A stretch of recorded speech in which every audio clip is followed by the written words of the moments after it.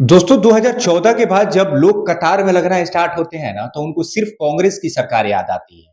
जैसा कि आप लोगों ने देखा होगा कि नोटबंदी में कैसे हाहाकार मचा था, कैसे लोग लाइन में दौड़ रहे थे। उसके बाद कोविड का दौर आता है, कोविड में लोग बस और ट्रेन पकड़ने के लिए कैसे पैदल यात्रा कर रहे थे, कैसे कतार में लगे हुए थे। लेकिन अब इस वक्त ऐसा दौर आया है, जिसको हमें विश्व गुरु बनाने के चक्कर में हम विश्व निचले स्तर पे गिरते जा रहे हैं।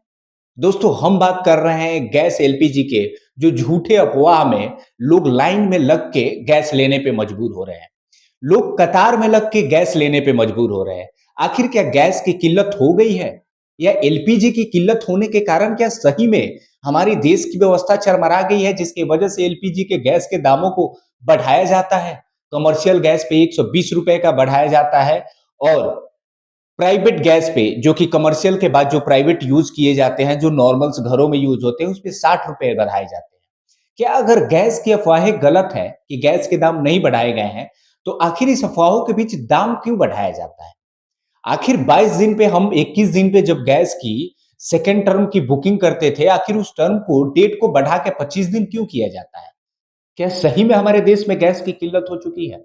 क्या सही में हमारे गैस गैस की किल्लत की होने की वजह से इतने हाहाकार मचा हुआ है?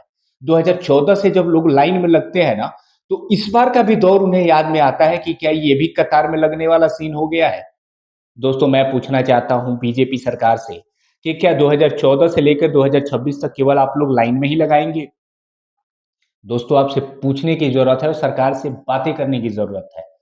बार-बार पूछने की ज़रूरत है कि क्या देश में ऐसे ही लोग लाइन में लगते रहेंगे, कभी नोटबंदी को लेके, तो कभी कोविड को लेके, तो कभी गैस की किल्लत को लेके, तो कभी बस की किल्लत को लेके, तो कभी ट्रेन की किल्लत को लेके।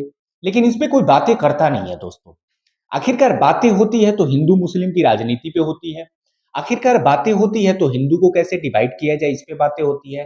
अगर कोई भी अंधभक्त या किसी भी चीज़ रियलिटी पे बात करे, तो वो देशद्रोही हो जाता है, उसको उठा के बंद करा दिया जाता है। क्या सच में एलपीजी की किल्लत हो चुकी है हमारे देश में? जैसे कि ईरान और इज़राइल और अमेरिका के वॉर के बीच, ईरान की तरफ से कतर में जो हम जहाँ से गैस का हमारा गोडाउन था, वहाँ से हम गैस को निर्यात करते थे, वहाँ पे हमला किया गया है। उस हमले से हमारे निर्यात को प्रभाव पड़ा है, जिसकी वजह से थोड़ी-सी गैस में प्रॉब्लम्स हो चुकी है। हालाँकि अभी इसको लेके कोई ऑफ़िशियल बयान नहीं है कि हमारे देश में गैस की किल्लत है। बहुत बहुत सारे जगह पे इस गैस को निर्यात को भी रोक दिया गया है। जैसे कि आप देख पा रहे हैं कि पाकिस्तान से अलग-अलग बयान आ रहे हैं। वहाँ पे तो बिल्कुल निर्यात को रोक दिया गया है दोस्तों। वहाँ के तो पेट्रोल को लेके ऐसे-ऐसे बयान जारी किए जाते हैं, क्योंकि वहाँ के कमर्शियल्स वाहन को भी पेट्रोल देना उन लोगों ने बंद कर दिया है। अपने आर्मी, अपने फौज को पेट्रोल देना उन लोगों ने बंद कर दिया है। क्या हमारे देश में ऐसे किल्लत के लिए हम तैयार हैं? क्या हमारे देश में ऐसे किल्लत कभी आ सकते हैं?